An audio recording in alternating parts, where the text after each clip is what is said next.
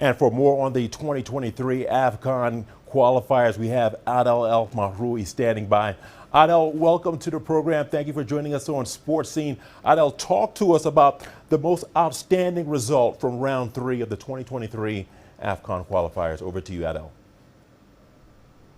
So let's put aside Senegal's magnificent 5-1 victory. But what puzzles me the most, or at least to me was the most surprising, is Liberia and South Africa's game.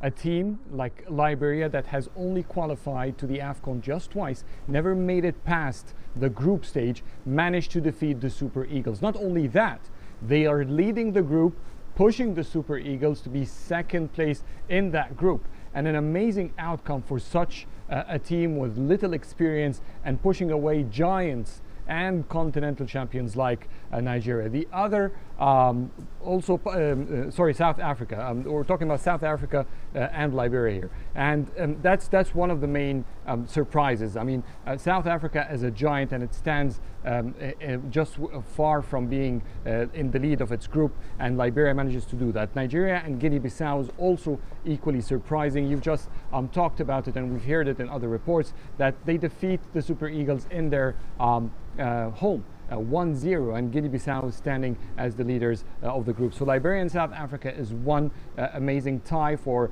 the South Africans, who've never managed to cross the Liberia, a team with very limited experience in the AFCON, making it there a few times, and as well as the Super Eagles getting defeated at home. I think this is the most outstanding result. No one could have ever anticipated such a result, especially at that early in the games. Well, Adel, surprising and astonishing results indeed, and that leads me very nicely to my next question. We are expecting giants like Senegal, Morocco, Egypt, Algeria, and Tunisia to make it to the finals. My question to you is, which are the big teams in Africa that are likely to lose out on Cote d'Ivoire, judging by what you've seen so far? South Africa it doesn't look good at all. It is way at the bottom of its group. It has not been doing well at all by all means in the past matches. There is a lot of struggle for South Africa. We've been seeing that for the past few years, and the country doesn't seem to be picking up.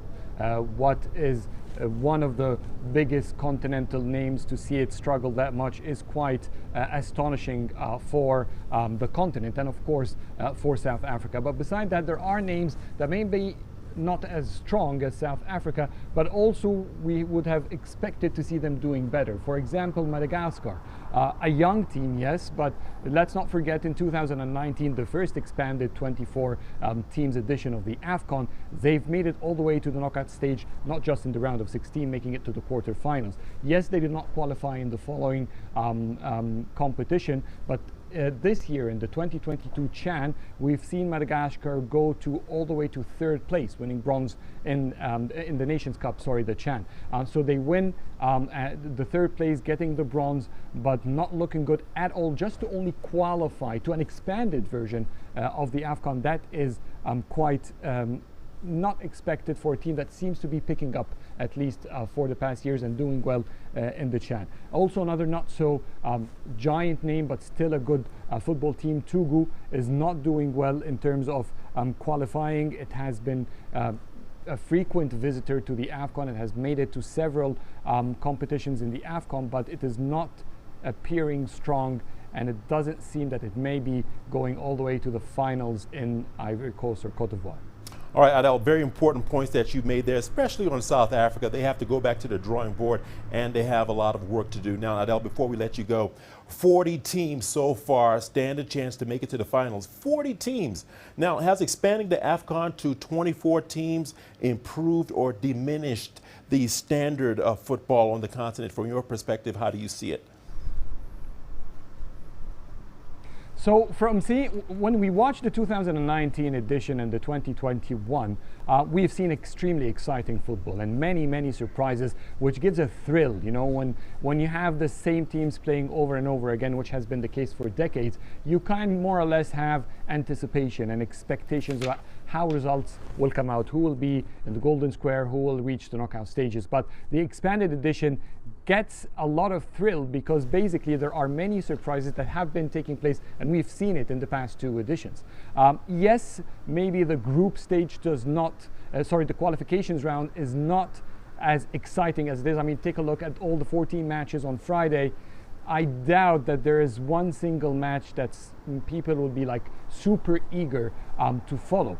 Not big names clashing against each other, not huge derbies happening or early finals taking place in the qualifications as used to be in the smaller editions. So that's just one side for the qualification itself. But for the competition, it has been thrilling, and it also one of the downsides, and we've seen that is the expanded version is including a lot of more countries into the qualifications. We're talking about 48 countries, almost entire Africa is in the comes into this group stage of qualification. But we've seen 2 teams like Zimbabwe and Kenya that gets disqualified. So there is also this exposure of the infrastructure, no matter what the reasons are. But because it is an expanded version, whatever weaknesses lies there and mismanagement in national associations gets easily exposed, because everyone now is almost involved in the qualifications and the road to the biennial national continental title. Very well said, Adel. Thanks for breaking it all down for us. Adel Mahrouky talking to us from Cairo, Egypt.